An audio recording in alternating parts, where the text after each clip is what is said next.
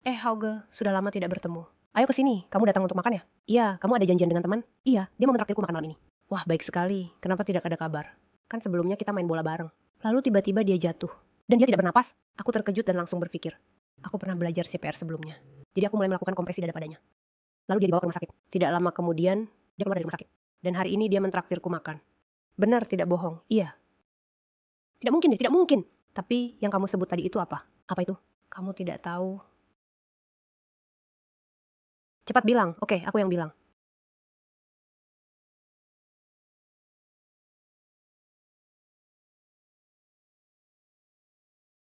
Selamat pagi para peserta. Hari ini kita akan membahas CPR dan AED.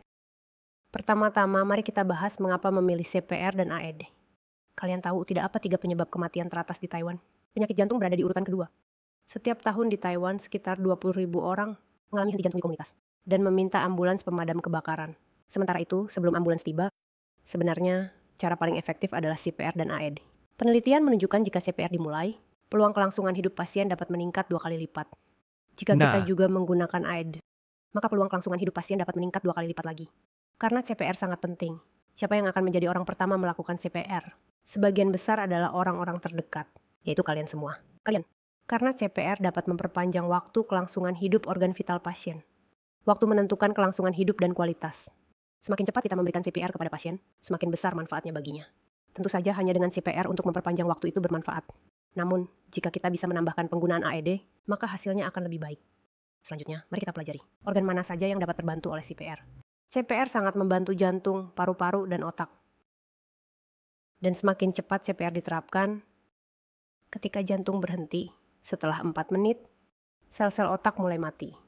Setelah 10 menit, sel-sel otak akan mati total. Pada saat itu, peluang untuk bertahan hidup sangat kecil. Meskipun berhasil diselamatkan, seringkali disertai dengan kecacatan parah. Semakin baik. Namun saat kita melakukan CPR, tujuannya adalah untuk menunda kematian sel, sampai AED atau pertolongan darurat dapat digunakan. Tolong jelaskan, pelatih, kenapa kompresi dada bisa menggantikan fungsi jantung? Kita hanya menggunakan tenaga eksternal untuk membantu pasien. Menghentikan jantung menghasilkan sebagian dari sirkulasi darah. Bayangkan rongga dada manusia seperti balon. Di dalamnya ada balon kecil. Artinya jantung menggunakan tekanan. Dengan menekan dada, kita secara tidak langsung menekan jantung. Jadi dapat meningkatkan output jantung. Saat petugas tiba, maka peserta semua, kalian sudah mengerti pentingnya CPR. Lalu, apakah kalian bisa melakukan CPR? Seberapa penting untuk melakukan CPR? Ini adalah formula untuk menyelamatkan pasien dengan sukses. Peran kalian sangat penting. Posisi kalian lebih depan dibandingkan tenaga medis. Lihatlah gambar ini. Kalian minta pertolongan secepatnya, lakukan CPR secepatnya. Jadi jika orang di sekitar kalian tiba-tiba, tindakanmu sangat penting untuk menyelamatkan nyawanya. Dan itu sangat krusial. Lakukan shock secepatnya dalam 3 langkah. Sebagian besar memiliki saksi. Melakukan CPR di waktu pertama. Sampai di sini, apakah kamu merasa bersemangat? Ingin tahu sebenarnya CPR itu? Rumusnya sangat sederhana, hanya 4 kata. Kompresi dan defibrilasi. Oke, kita istirahat sejenak. Nah, bagaimana cara melakukan AED? Silakan pikirkan. Dan dalam listrik kehidupan ini, Anda bisa menguasai beberapa aspek. Kita akan kembali di pelajaran berikutnya. Mohon kepada peserta ini untuk berbicara pada instruktur. Saya ingat sebelumnya harus melakukan pernapasan mulut ke mulut. Kenapa sekarang tidak perlu? Pentingnya CPR ditambah AED. Peserta ini tidak buruk. Sudah lama. Alasan tidak ada penyerapan udara. Karena penelitian menemukan saat seorang pasien mengalami henti jantung, dia jatuh saat jantung berhenti di tahap awal. Memijat dada dibandingkan dengan pernapasan adalah lebih penting. Dada adalah seperti balon. Ketika Anda menekannya, udara akan keluar. Selain itu, saat ini banyak orang karena mengkhawatirkan masalah pernapasan mulut ke mulut, justru tidak berani melakukan pemijatan dada. Oleh karena itu, kehilangan kesempatan untuk menyelamatkan. Bukan, saya baru saja bertanya tentang restoran bebek. Sudah basi, saya akan memesankan Anda secangkir kopi. Ini cukup enak.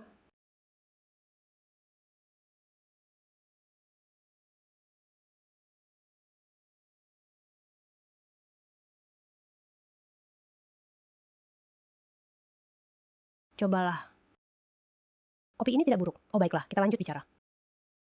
Di akhir pelajaran sebelumnya kita membahas tentang pemijatan. Di pelajaran ini, mari kita belajar bersama. Ayo belajar cara melakukannya. Pertama, pastikan diri Anda aman. Sebelum menjangkau pasien, jika tidak, dapat menyebabkan lebih banyak orang terluka. Setelah memastikan lingkungan aman, jangkau pasien untuk langkah pertama. Dengan berteriak keras dan menepuk bahunya untuk memastikan apakah pasien bereaksi. Setelah memastikan pasien tidak bereaksi, kita harus meminta bantuan terlebih dahulu. Itu langkah kedua, yaitu meminta pertolongan. Yang kedua, ada 3 gerakan yang sangat penting. Pertama, saya menelpon 119 untuk meminta bantuan pemadam kebakaran. Katakan butuh ambulans. Dulu sudah belajar CPR. Kedua, jika ada orang lain di sekitar, mohon. Sekitar ada seperti ini. Ketiga, perhatikan apakah pasien bernapas normal. Namun pertama-tama kita perlu memahami. Apa itu pernapasan normal? Saat ini semua orang sedang bernapas normal. Lalu apa yang dimaksud dengan pernapasan tidak normal? Baiklah, video yang baru saja ditunjukkan adalah contoh pernapasan tidak normal. Itu mirip dengan ikan paus, menunjukkan perilaku di luar air, berjuang untuk bernapas. Dia segera mencari air. Ketika Anda melihat pernapasan seperti itu, Anda harus menyadari bahwa Anda harus siap untuk mulai melakukan CPR.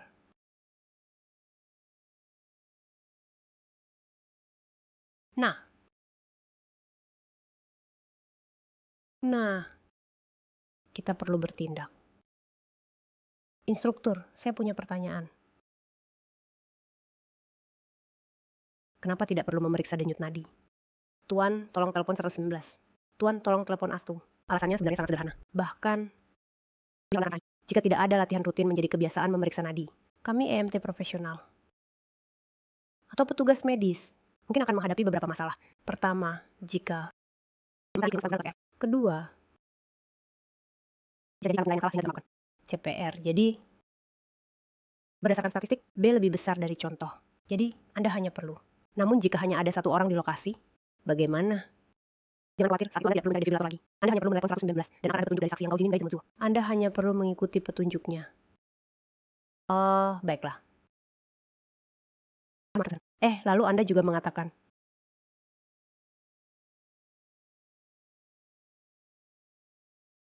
menekan apa? Apa yang harus ditekan? Mari saya jelaskan. Semua peserta, kita siap untuk belajar langkah ketiga.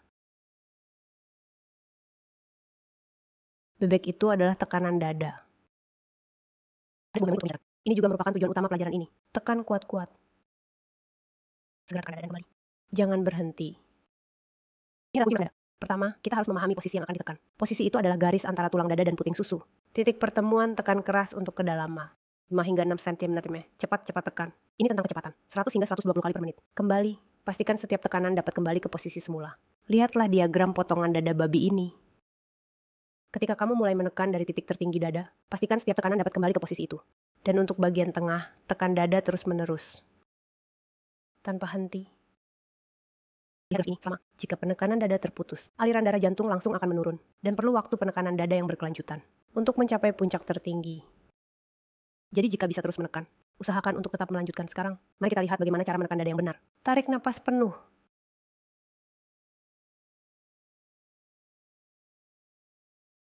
Tanpa napas, mulai pertolongan pertama.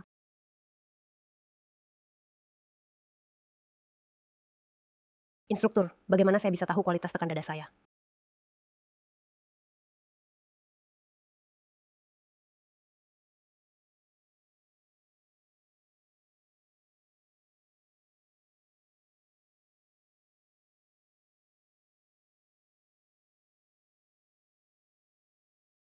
Pertama, posisi harus benar.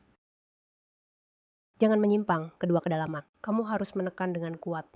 Karena penelitian menunjukkan secara umum kedalamannya kurang. Ketiga, tentang kecepatan. Sekitar 2 tekanan per detik. Keempat, bagian memantul. Usahakan untuk meminta diri sendiri. Dada, saat memantul, jangan memberi tekanan pada pasien. Terakhir, bagian akhir. Jika ada orang di samping yang kelelahan, ajak teman untuk bergantian. Jika memang tidak ada orang, cobalah untuk bertahan hingga petugas medis tiba. Tidak benar jika tekan terlalu dalam. Tulang rusuk terasa tidak nyaman bisa patah. Tulang rusuk yang patah akan sembuh perlahan. Namun, jika orangnya pergi, tidak ada kesempatan lagi. Jadi tekan saja, tidak boleh. Saya sudah bilang, tidak boleh menekan orang hidup kan? Tidak peduli, pergi saja. Jadi listrik yang kamu maksud benar-benar ada ya?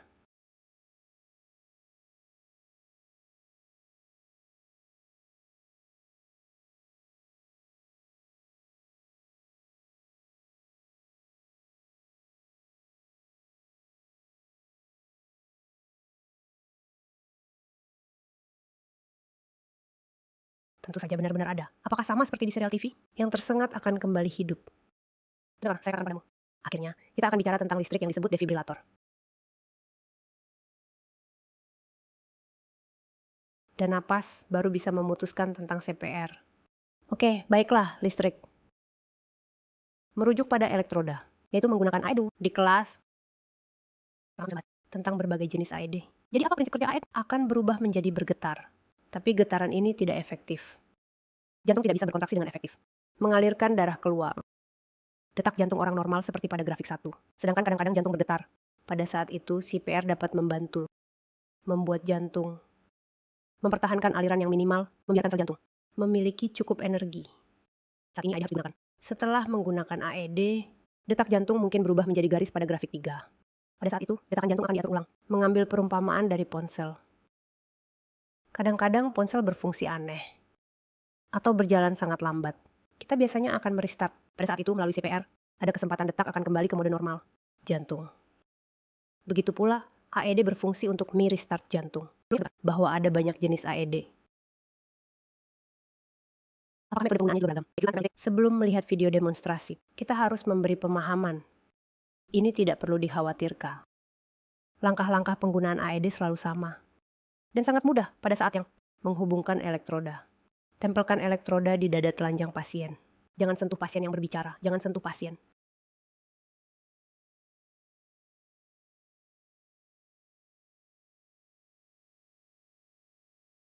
Ganti posisi.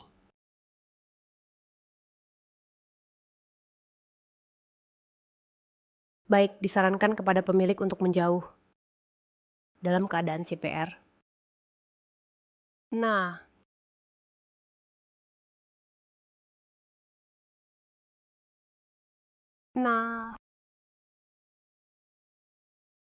semakin cepat menggunakan AED, semakin besar bantuan yang bisa diberikan kepada pasien.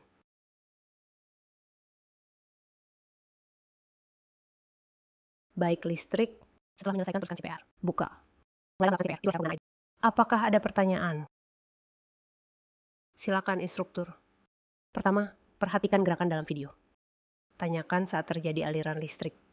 Apakah saya juga akan tersengat listrik? Apakah wanita hamil dan anak-anak juga bisa menggunakan AED? Dan poin kedua, wanita hamil dan anak-anak juga bisa menggunakan. Wanita hamil menggunakan cara yang sama seperti orang normal. Namun untuk anak-anak perlu memperhatikan usia dan cara penempelan. Usia harus di atas 1 bulan. Dan ketika ukuran tubuh anak lebih kecil. Tempelkan elektroda di dada depan dan punggung. Dengan cara ini akan efektif dalam memberikan kejutan. Saat AED menganalisis, tim akan menjauh dari pasien, sehingga tidak ada risiko sengatan listrik. Pada pelajaran ini, akan ada elektroda di dada. Ada obat lainnya. Saat menempelkan elektroda, perlu memperhatikan obat. Setelah itu, kita perlu sedikit membahas. Setelah menghapus, gunakan elektroda AED. Beberapa pasien mungkin terakhir tergantung pasien lembab atau permukaan lembab. Ada genangan air. Saat menempelkan elektroda AED, harus menjaga jarak lebih dari 4 jari. Pasien harus dipindahkan ke lokasi yang aman. Dan setelah dibersihkan, baru bisa menggunakan AED. Saat ini, kita akan bersiap untuk melakukan pembagian kelompok. Pertama, hal yang harus dikomunikasikan oleh pelatih adalah, pelatih bukan tenaga medis. Dan bukan dokter, jadi materi kita hanya diambil dari beberapa video di internet. Versi resmi yang diberikan kepada kita adalah narasi tertulis. Jadi kami mencari beberapa video untuk ditampilkan kepada Anda. Di lembaga kita juga mungkin ada perawat, mungkin juga. Jadi dalam kursus ini, kita tidak bisa sembarangan berbicara. Apakah kita akan menemui konten seperti di video dalam kehidupan sehari-hari? Tentu saja itu mungkin. Adik dari rekan kita suatu hari mengalami henti jantung.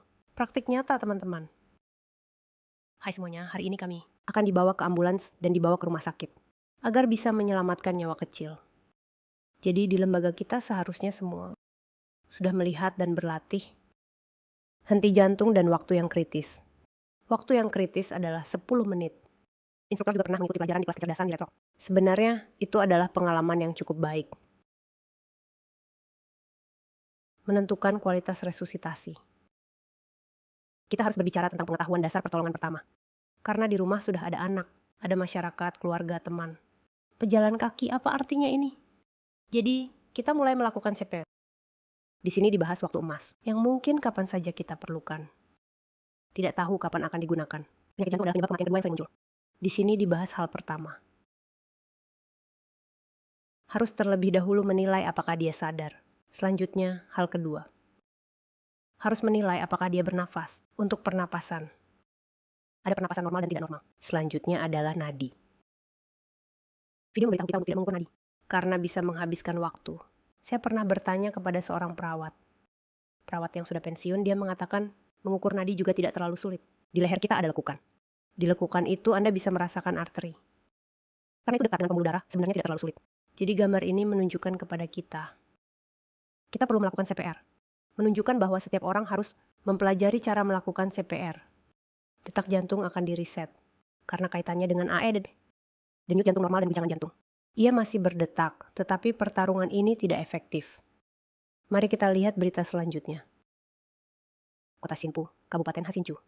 Pria berusia 51 tahun. Setelah bermain biliar, ia bersiap untuk istirahat. Tiba-tiba terjatuh. Seorang dokter yang bermain biliar di sampingnya menyadari. Pada saat itu ia memeriksa pasien. Selesai melakukan apa selanjutnya? Harus terus melakukan CPR.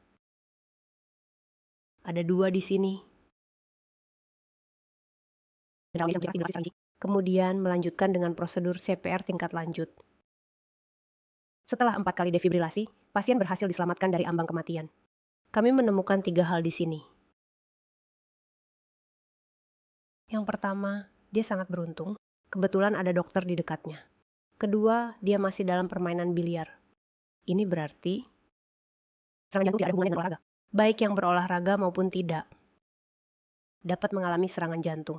Setelah 4 kali defibrilasi, jadi proses defibrilasi tidak hanya 1 kali, gambar tanpa tanda hayat.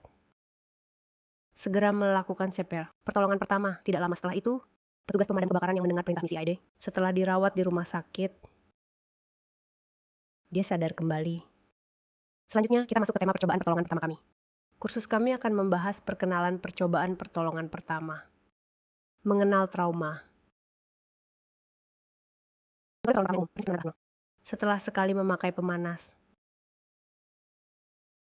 harus terus melanjutkan. CPR melakukan serangkaian CPR, disebut pernapasan buatan. Alat defibrilator otomatis eksternal. Setelah itu melakukan kejutan lagi. Total. Juga membahas tentang panas. Dan kelelahan panas serta luka bakar. Terakhir kami juga memiliki kuesioner kecil. Mari kita lihat isi kontennya. Di sini membahas tentang pengemudi mobil kecil. Selain memahami keterampilan mengemudi, pengetahuan tentang struktur kendaraan dan lainnya, juga harus tahu tentang pengetahuan dan cara penanganan ketika mengalami kecelakaan. Seperti kecelakaan mobil, termasuk menghentikan pendarahan, patah tulang, CPR, sudah dilakukan 4 kali. Baru bisa kembali 1 kali, dan juga CPR. Serta penanganan sengatan panas dan kelelahan panas. Diharapkan dapat mengurangi cedera akibat kecelakaan. Sebenarnya, saya rasa ini seharusnya pengetahuan yang harus dipelajari oleh setiap orang. Perkenalan percobaan pertolongan pertama. Definisi dan tujuan pertolongan pertama adalah ketika seseorang mengalami kecelakaan, cedera atau penyakit mendadak. Saat peralatan medis tidak memadai, sebelum dipindahkan ke rumah sakit, sebelum petugas medis tiba, memberikan tindakan pertolongan darurat segera kepada korban. Tujuan pertolongan pertama adalah untuk mempertahankan atau menyelamatkan nyawa, mencegah cedera. Prinsip dan urutan yang aktif. Keamanan memastikan keselamatan korban. Dan tidak ada bahaya lebih lanjut bagi penyelamat. Evaluasi korban termasuk kesadaran. Pernapasan. Bagian kesadaran bisa berbicara normal, merespons suara. Merespons rasa sakit, reaksi terhadap rangsangan. Bagian pernapasan. Apakah bernapas normal? Jika bernapas normal, 12 hingga 20 kali per menit. Jika tidak normal, di bawah 10 kali atau lebih dari 29 kali per menit. Pada bagian luka, perlu mengamati apakah ada pendarahan. Pada bagian kedua, meminta pertolongan. Membantu melapor. Telepon atau ponsel hubungi 119. Ketika sinyal ponsel buruk, dial 112, sebutkan lokasi, keadaan, hal-hal yang perlu didukung. Menunggu persetujuan petugas medis. Saat mengakhiri panggilan, jangan lupa mematikan telepon. Prinsip pertolongan pertama adalah menyembuhkan korban. Posisi yang benar dan nyaman. Mencegah kondisi memburuk. Menjaga kehangatan. Memberikan dukungan mental kepada korban. Mencatat dengan rinci dan mengamati kondisi korban setiap saat. Mengenal trauma. Definisi, penyebab, dan klasifikasi trauma. Bagian definisi adalah merujuk pada jaringan di permukaan tubuh atau di dalam tubuh, yang disebabkan oleh cedera akibat kekuatan eksternal. Memasukkan jatuh akibat kekuatan eksternal. Pukulan benda, kecelakaan kendaraan, mesin, dan peluru dan lain-lain. Bagian terfragmentasi adalah tertutup dan terbuka. Tertutup berarti kulit utuh. Tidak ada luka. Jaringan di bawah kulit mengalami cedera. Seperti memar. Pada bagian luka, ada luka di bawah kulit juga mengalami cedera. Seperti luka tusuk, luka sayat, luka robek. Luka tusuk, penanganan luka serat. 1. Gunakan sarung tangan dengan air bersih. Mencuci tangan dengan teliti. Kenakan sarung tangan pelindung atau perlengkapan. 2. Silang dengan 12 luka dengan air dingin. Air salin. Membilas sekitar luka. Bilas dari semua sisi. Keringkan luka dengan kapas steril atau kain kasa. 3. Lindungi luka dengan perban yang sudah disinfeksi. Atau tutup dengan kain bersih. 3. Penanganan luka berat. 1. Menghentikan pendarahan. 2. Mempercepat pembekuan. Jangan menghapus 3. Jangan mendorong tulang yang patah atau usus ke dalam luka. 4. Berikan sedikit minuman atau larang makan. Amati dan catat tanda-tanda vital. Segera cari bantuan dan bawa ke rumah sakit. Petugas medis saat bersentuhan dengan cairan tubuh korban harus mengenakan sarung tangan pelindung terlebih dahulu.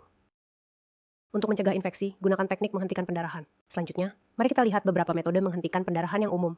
Dali, ada apa denganmu, Xiaobai?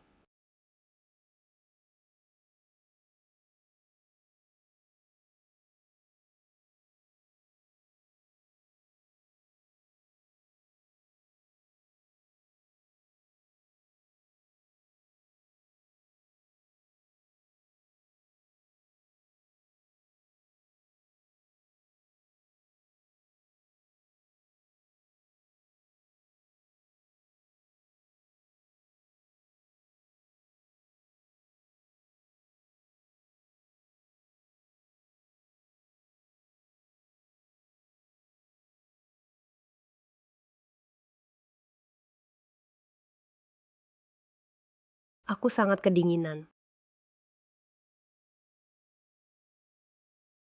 Aku akan membunuhmu jika tidak bertahan sedikit lagi. Ambulans sudah dalam perjalanan. Apa yang harus aku lakukan? Cobalah untuk tetap tenang, tetap tenang. Xiaobai, sudah lama tidak bertemu.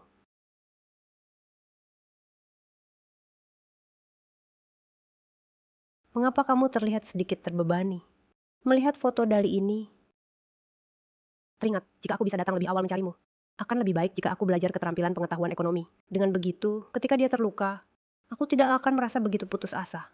Kamu juga tidak perlu terlalu menyalahkan diri sendiri. Aku datang terlambat ke sekolah. Aku ingin belajar pertolongan pertama. Aku tidak ingin merasakan ketidakberdayaan lagi. Terutama teknik menghentikan pendarahan darurat. Mungkin ini dapat mencegah lebih banyak insiden tragis terjadi. Betul, belajar teknik menghentikan pendarahan darurat dapat membantu. Korban pendarahan parah sebelum mobil ini tiba. Menjadi pahlawan penyelamat jiwa. Para penonton. Ketika Anda menghadapi cedera, apakah Anda juga berpikir, apa yang bisa saya lakukan untuk korban? Menurut statistik, 35% kematian akibat trauma disebabkan oleh pendarahan parah. Fungsi darah manusia adalah untuk mengangkut oksigen ke berbagai organ tubuh, untuk menjaga fungsi normalnya. Seorang dewasa memiliki sekitar 5 liter darah. Dalam kasus pendarahan arteri, jumlah kehilangan darah per menit bisa mencapai lebih dari setengah botol air mineral jika tidak mendapatkan pertolongan segera. Mungkin dalam waktu 5 menit sudah bisa kehilangan nyawa. Di Taiwan, rata-rata ambulans tiba di lokasi dalam waktu 4 hingga 8 menit. Oleh karena itu, menghadapi korban pendarahan parah, hanya mengandalkan 119 tidaklah cukup. Jika ada orang di sekitar yang dapat memberikan pertolongan pertama, maka peluang untuk menyelamatkan nyawa atau mencegah cedera akibat pendarahan jadi dapat dihindari. Hari ini, yang ada informasi adalah berdasarkan khusus Kementerian Pendarahan Darurat Amerika, yaitu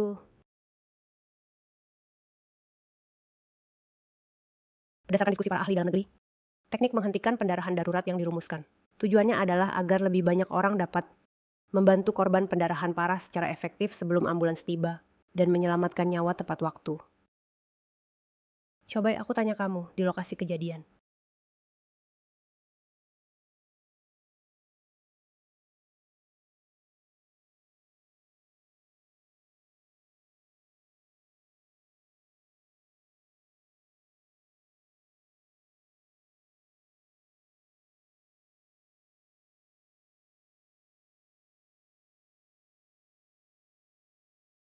Apa hal pertama yang harus kamu lakukan? Seharusnya segera mendekat untuk menghentikan pendarahan pada korban, kan? Salah, hal pertama yang harus kamu lakukan seharusnya adalah memastikan keselamatan diri sendiri. Dalam situasi aman, kamu baru bisa membantu orang lain. Betul, langkah pertama dalam teknik menghentikan pendarahan darurat adalah keselamatan.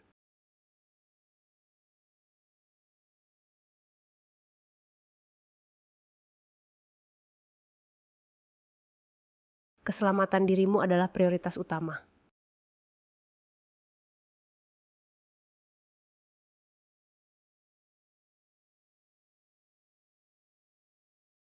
Jika kamu juga terluka, tidak akan bisa membantu siapapun, bahkan bisa menjadi korban lain. Jadi, harap perhatikan apakah ada potensi bahaya di lokasi. Misalnya, di lokasi kecelakaan mobil. Mungkin ada banyak pecahan kaca atau masalah kebocoran bahan bakar. Di lokasi bencana gempa, mungkin ada masalah dengan ubin yang terus jatuh atau kebocoran gas. Begitu lokasi menjadi tidak aman karena faktor apapun, kamu harus segera pergi. Jika ada waktu dan tenaga yang lebih, barulah pikirkan untuk memindahkan korban. Dalam proses membantu menangani luka,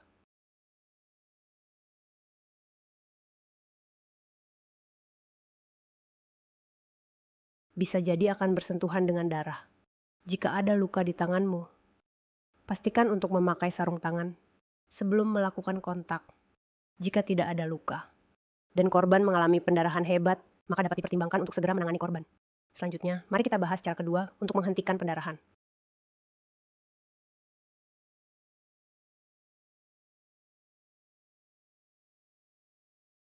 Konten pelaporan sangat krusial.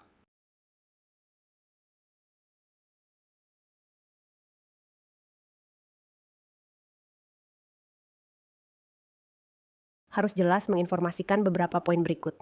Pertama, siapa dirimu dan di mana kamu berada? Apakah ada landmark yang jelas di sekitarnya? Serta apa yang telah terjadi? Misalnya, apakah itu kecelakaan mobil atau kecelakaan lain? Kedua, jumlah korban dan kondisi luka mereka. Ketiga, apakah ada ancaman keamanan lainnya? Seperti kebakaran atau bangunan yang tidak stabil. Melalui informasi ini, petugas 119 dapat dengan cepat menilai dan memberikan bantuan yang tepat waktu setelah kita selesai melaporkan ke 119.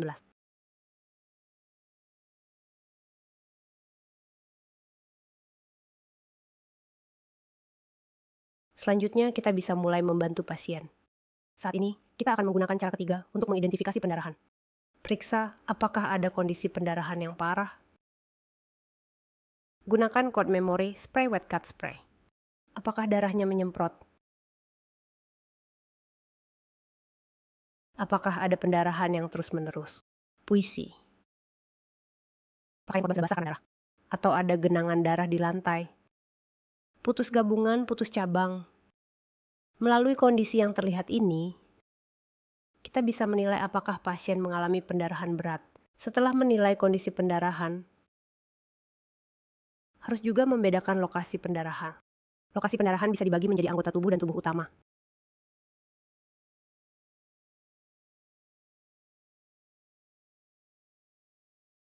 Juga pertemuan termasuk leher. Nah, mengapa kita perlu membedakan posisi awal dengan jelas? Karena titik pendarahan di lokasi yang berbeda memiliki strategi penghentian pendarahan yang berbeda. Dengan begitu, kita tahu cara terbaik untuk menghentikan pendarahan. Prinsip menghentikan pendarahan adalah memperlambat aliran darah.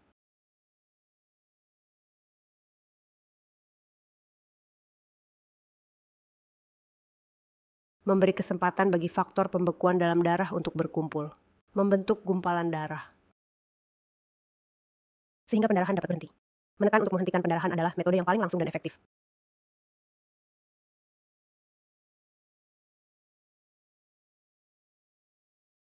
Cukup untuk menghentikan sebagian besar pendarahan.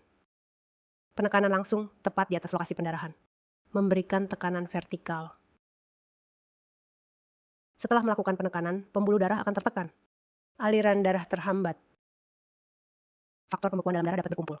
Membentuk gumpalan darah untuk menghentikan pendarahan. Perhatikan, harus memberikan tekanan vertikal. Dengan demikian, pendarahan dapat dihentikan secara efektif. Untuk penulisan di bagian pinggir anggota tubuh, banyak orang menggunakan cara memegangnya, sehingga hasil penulisan menjadi kurang efektif. Saat menekan, gunakan jumlah yang tepat. Cukup untuk menutupi luka dengan kain kasa. Kain kasa yang berlebihan justru akan menyebar tekanan, memengaruhi efektivitas penekanan. Kekuatan penekanan harus cukup kuat, agar bisa menghentikan pendarahan. Jika itu adalah pendarahan berat yang disebutkan sebelumnya, dibutuhkan kekuatan yang sangat besar. Bisa biarkan pasien berbaring, menekan dengan kuat secara vertikal. Mirip dengan saat melakukan CPR. Dalam proses penanganan, jika kain kasa sudah basah, itu berarti kekuatan penekanan mungkin tidak cukup. Perlu lebih kuat lagi. Pada saat itu bisa langsung menambah kain kasa atau pembalut baru. Lakukan penekanan kembali. Dan tekan secara vertikal. Berapa lama kita harus menekan pendarahan? Sebaiknya tahan selama setidaknya 10 menit. Jangan sekali-kali membuka untuk melihat di tengah proses. Mencuri lihat, ya. Kita bisa terus menekan sampai petugas pemadam kebakaran 119 datang. Jika tidak ada kain kasa, apa yang harus dilakukan? Jika tidak memiliki pembalut seperti ini, kita bisa menggunakan pakaian bersih sebagai pengganti pembalut untuk penanganan darurat. Itu sudah cukup, ingat jangan gunakan tisu. Mudah robek dan lengket di luka. Jika lukanya lebih besar dan lebih dalam, hanya sekadar memberi tekanan di permukaan, mungkin tidak bisa efektif menekan titik pendarahan. Dalam situasi ini, bisa dipertimbangkan untuk memasukkan kain bersih ke dalam luka. Lalu lakukan penekanan. Ketika penekanan tidak berhasil menghentikan pendarahan,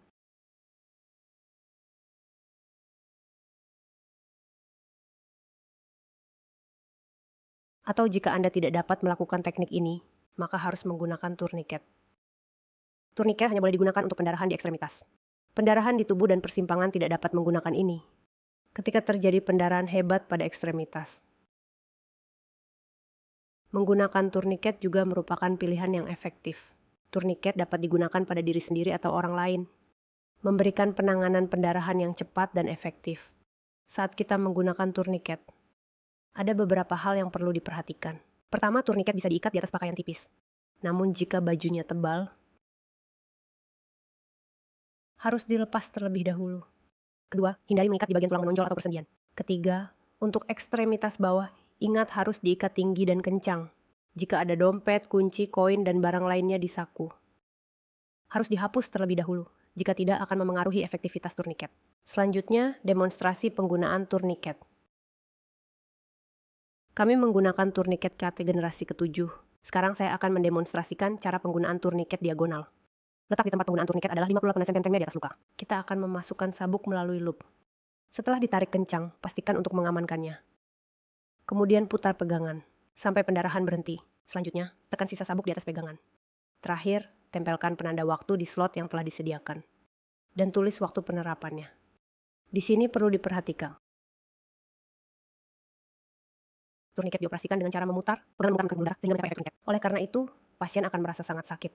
Kadang bahkan harus menggunakan turniket kedua, agar kita bisa mengendalikan pendarahan secara efektif. Jadi sebelum bantuan tiba, ingat jangan menghapus turniket. Setelah melihat demonstrasi dan penjelasan di atas, apakah Anda sudah memiliki pemahaman dasar tentang penggunaan turniket? Harap perhatikan 2 poin penting pertama. Turniket harus diikat di titik jantung leher, yang berarti 5-8 cm di atas luka. Kedua, jika tidak hanya tidak efektif, tapi juga dapat memperburuk situasi. Turniket memiliki banyak merek yang berbeda. Saat ini ada izin alat medis dari Kementerian Kesehatan. Dan turniket komersial yang paling umum terdiri dari 3 jenis berikut. Masing-masing adalah CAT, Tourniquet dan Tourniquet. Jadi jika tidak ada kertas sepatu ganda, Apa yang harus dilakukan?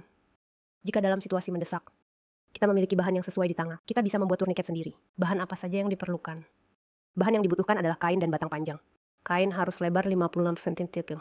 Panjangnya harus bisa menjangkau bagian tubuh yang akan diikat. Dan panjangnya harus cukup keras untuk menghasilkan efek putar dan diagonal. Minimal panjangnya 15-20 cm. Ketika kita tidak memiliki turniket siap pakai, meskipun kita bisa menggunakan barang di sekitar untuk membuat turniket yang sederhana, namun metode ini tidak ideal. Dan efektivitasnya terbatas. Kecuali kita memiliki bahan yang tepat dan bantuan manusia yang cukup, dan dapat mengoperasikan dengan benar. Baru akan dipertimbangkan untuk melakukan ini. Dalam situasi ini, lebih baik untuk memberikan penekanan langsung. Sebagai pengendalian pendarahan utama, dan soft tourniquet. Kehidupan pasien trauma menurut American Military Medical Association ditentukan oleh tangan pertama yang memberi tekanan. Mari kita ulang lagi poin penting yang kita pelajari hari ini. Ketika menghadapi pasien dengan pendarahan akut, mnemoniknya adalah keamanan. Minta bantuan, identifikasi, dan hentikan pendarahan. Ada dua metode untuk menghentikan pendarahan. Penekanan langsung dan penggunaan turniket. Penekanan langsung dapat digunakan untuk pendarahan di bagian manapun. Ingat untuk memberikan tekanan secara vertikal. Dan pastikan tekanannya cukup. Semoga setelah menonton video ini, Anda dapat mempelajari dan menguasai teknik penghentian pendarahan darurat ini. Mari bersama-sama menjadi pahlawan penyelamat kehidupan. Selanjutnya, mari kita lihat prinsip penanganan patah tulang. Nah,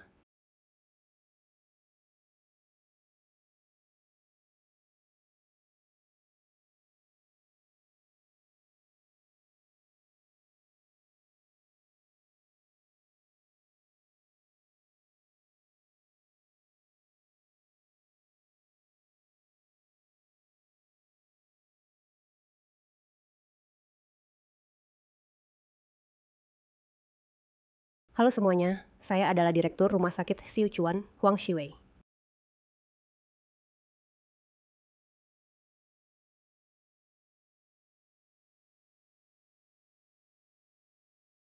Hari ini, saya ingin berbagi dengan Anda semua sebuah prinsip kuno yang sangat dalam. Patah tulang berarti tulang mengalami fraktur atau muncul celah. Pada saat itu, tulang tidak dapat mendukung tubuh. Dan di sekitar tulang terdapat otot, saraf, dan pembuluh darah. Jadi saat patah tulang, bukan hanya tulang yang terluka, terdapat kemungkinan juga jaringan di sekitar mengalami cedera. Jika Anda terus bergerak, bagian yang terluka dapat mengalami kerusakan lebih lanjut. Pada patah tulang, biasanya terlihat deformitas pada anggota tubuh. Mungkin akan miring atau terkilir. Menampilkan bentuk yang tidak normal.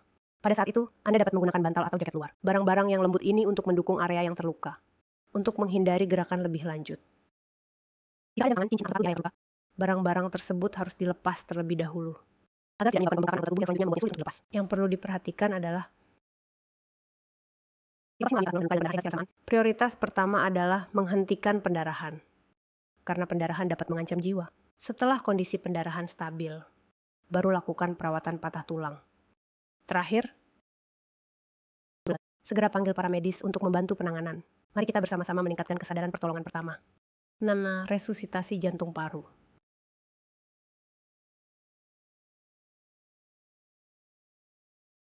Ini sudah kita lihat dalam video sebelumnya.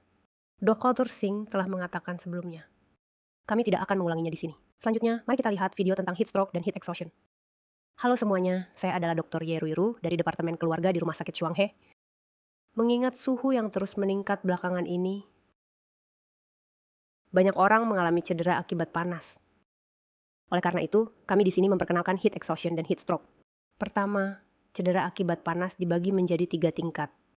Rendah dalam kasus ringan, termasuk heat cramp, heat fatigue, pingsan. Pada tingkat sedang ada heat exhaustion. Sedangkan untuk tingkat berat adalah heat stroke. Banyak orang kebingungan menganggap heat exhaustion dan heat stroke, yang menyangka heat exhaustion lebih parah. Namun sebenarnya itu kebalikan dari apa yang kita bayangkan. Pada awal cedera akibat panas, kehilangan keringat yang banyak menyebabkan ketidakseimbangan elektrolit. Oleh karena itu muncul beberapa kejang. Itu adalah heat cramps. Kemudian, pembuluh darah lebar, menyebabkan aliran darah ke otak berkurang. Oleh karena itu kehilangan kesadaran. Biasanya bisa pulih dalam beberapa detik. Itulah yang kita sebut heat syncope. Jika tidak ditangani sampai ke tahap selanjutnya, yaitu heat exhaustion, di mana cairan dan garam terus menghilang. Menyebabkan kelelahan keletihan, dan kondisi lemah. Bahkan beberapa orang akan merasakan sakit kepala mual. Namun yang lebih penting adalah tidak akan ada gangguan kesadaran yang muncul. Bahkan tubuh masih dapat mempertahankan suhu tubuh. Masih berkeringat. Beberapa gejala tambahan yang dapat diamati adalah kulit yang pucat, nadi relatif lebih cepat. Namun ada beberapa rasa lemah dan tekanan darah mungkin sedikit menurun. Jika tidak terus ditangani, akan memasuki tahap heat stroke. Ada beberapa ciri khas munculnya gangguan kesadaran dan suhu tubuh melebihi 40 derajat. Kulit yang seharusnya lembab justru menjadi kering. Jika tidak diatasi, akhirnya dapat menyebabkan kematian. Gambar ini adalah untuk mengingatkan semua orang tentang heat exhaustion. Dia masih akan berkeringat, suhu tubuh merasa mungkin basah, pucat. Jika mulai memasuki tahap serius, maka tidak akan berkeringat. Suhu tubuh melebihi 40 derajat. Seberapa serius cedera akibat panas kita? Pada kenyataannya ketika cairan kita dan garam terus menghilang, pada akhirnya urin juga menghilang. Itu tentu akan menyebabkan kerusakan pada ginjal. Racun tidak bisa dibuang, suhu terus meningkat. Akhirnya dapat merusak jantung, hati, dan sistem saraf pusat. Jika tidak ditangani segera, bisa mengakibatkan kematian. Sebenarnya, tubuh kita biasanya melakukan beberapa penyesuaian. Kita bisa melihat dari grafik di sudut kanan bawah. Ketika suhu tubuh normal bertemu dengan suhu yang meningkat, kelenjar keringat akan melebarkan pembuluh darah dan memproduksi keringat untuk mencapai kondisi pengaturan panas tubuh kita. Namun ketika suhu kita terlalu tinggi, atau lingkungan terlalu lembab dan panas, hingga tidak dapat mengeluarkan panas, suhu tubuh akan mulai meningkat secara perlahan. Jika terus dibiarkan, dapat menyebabkan cedera akibat panas. Orang biasa sering salah paham, mengira bahwa hanya suhu tinggi yang berbahaya. Namun, sebenarnya kita juga perlu memperhatikan kelembaban. Contoh yang paling umum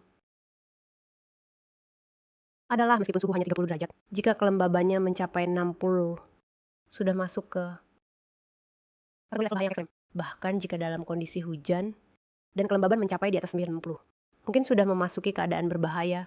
Belakangan, suhu di Taiwan biasanya berkisar antara 34 hingga 36 derajat, yang sudah berada dalam kondisi peringatan ekstrem. Jika suhu dan kelembaban terus meningkat, bisa dilihat kelembaban sudut sudah melewati 50%, sudah berada dalam situasi berbahaya. Oleh karena itu, semua orang harus ingat, selain suhu kita juga perlu memperhatikan kelembaban. Jika benar-benar terjadi kelelahan akibat panas dan gangguan pusat, tempat yang teduh dan sejuk. Buka pakaian untuk memberikan ventilasi. Turunkan suhu tubuh. Jika ada air dingin atau air hangat, bisa diberikan kepada pasien, tetapi ingat untuk menghindari penggunaan alkohol. Alkohol membuat penurunan suhu terlalu cepat, malah menyebabkan penyempitan pembuluh darah, sehingga penurunan suhu menjadi buruk. Selain itu, beberapa orang mungkin mengalami reaksi alergi terhadap alkohol, yang dapat menyebabkan kerusakan pada kulit. Selanjutnya, jika pasien dalam keadaan sadar, ingat untuk memberinya cairan dan elektrolit. Jika ada kehilangan kesadaran, atau jika ditemukan suhu melebihi 40 derajat, kulit kering, yang lebih penting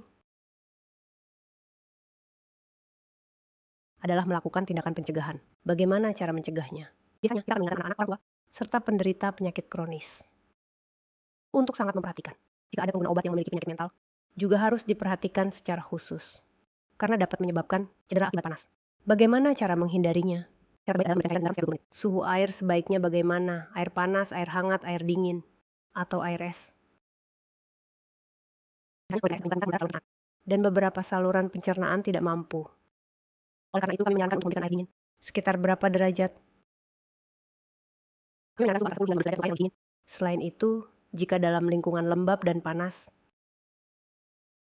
perlu beristirahat dengan cukup. Terutama jika muncul gejala tidak nyaman mengenai pakaian. Kami menyarankan untuk mengenakan pakaian yang longgar untuk menambah sirkulasi udara. Dan juga memilih warna yang lebih cerah, bukan warna gelap.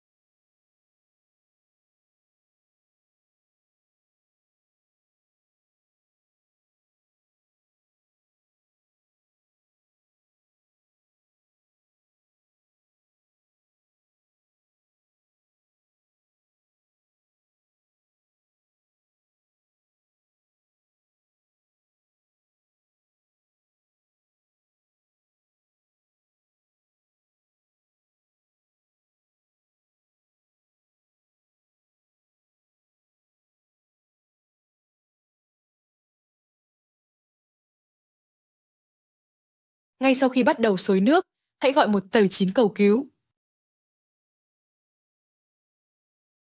Hãy tiếp tục xối nước ít nhất 10 phút trước